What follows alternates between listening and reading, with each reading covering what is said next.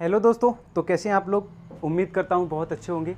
तो आज की इस वीडियो में हम बात करेंगे ब्याज कैसे निकालते हैं। मतलब ब्याज निकालना हर किसी के लिए बहुत ज़रूरी होता है। अगर आप एक स्टूडेंट हो तो आपके लिए तो 110% ज़रूरी है कि ब्याज कैसे निकालेंगे। और पहली बात तो ब्याज होता क्या है। ब्याज वो चीज़ होती है जहाँ पे हम अगर किसी से पैसे उधार लेते हैं या किसी को उधार देते हैं या कोई भी चीज़ गिरवी रखते हैं तो उस पर जो इंटरेस्ट लगता है, जो ब्याज लगता है, या सरकार से लोन लेते हैं तो उस पर जो ब्याज लगता है उसी को हम ब्याज बोलते हैं। ब्याज का मतलब होता है कि इतने पैसे एक्स्ट्रा आपको देने पड़ेंगे, मतलब इतने पैसे मंथली आपको देने पड़ेंगे, ये ब्याज ही होता है। ठीक है, तो यहाँ पे हम ब्याज को समझेंगे और ब्याज को आपको 2 पॉइंट्स में समझाऊंगा, 2 तरीके से। ठीक है, तो ब्याज का सिंपल वे जो ब्याज निकालते हैं उसका बहुत ही ज़्यादा सिंपल वे आपको मैं समझा दूंगा और इससे आप ब्याज को 100% बिल्कुल सिंपल ट्रिक पर निकाल सकते हो।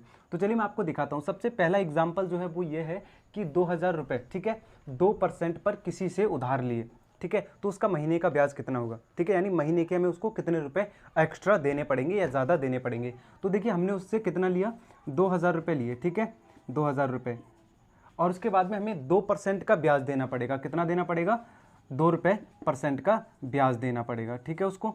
तो अब इसका महीने का कितना बनेगा ये निकालना है हमें। ठीक है, क्या निकालना है, मंथली का इसका पैसा कितना बनेगा। तो ये सिंपल तरीका है, इसका सिंपल तरीका ये जो परसेंटेज है, परसेंटेज कितनी होती है। अगर पढ़ते हैं हाई स्कूल या इंटर कोई भी क्लास करते हैं तो हमें पता होगा परसेंट कितनी होती है।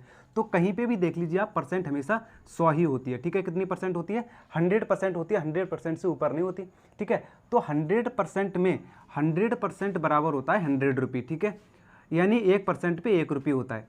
समझ में आ जाए तो कहने का तात्पर्य यह है कि 100% जो हमारी होती है उसमें 100 रुपये होते हैं। ठीक है, यानी कि 1% है, 1% बराबर होता है 1 रुपये, 2% बराबर होते हैं 2 रुपये। ठीक है, तो इस तरीके से जो परसेंट है 100 होती है तो इसी में 100 रुपये होते हैं।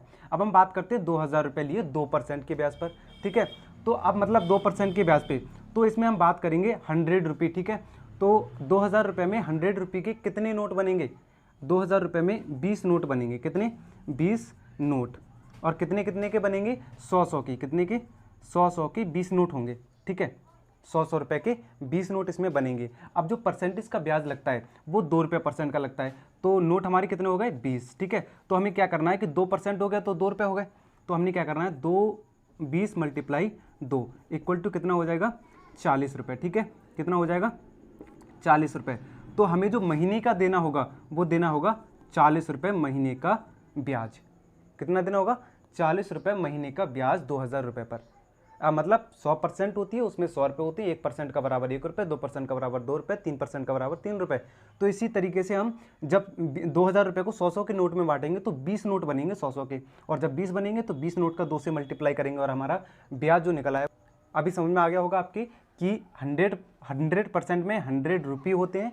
तो अगर 2% का ब्याज जा रहा है तो 100 रुपये पे 2 रुपये बनेंगे। अगर 5% का ब्याज जा रहा है तो 100 रुपये पे 5 रुपये बनेंगे। ठीक है, तो ये थोड़ा फंडा था। अगर आपको समझ में आ गया तो प्लीज़ वीडियो को लाइक कर दें।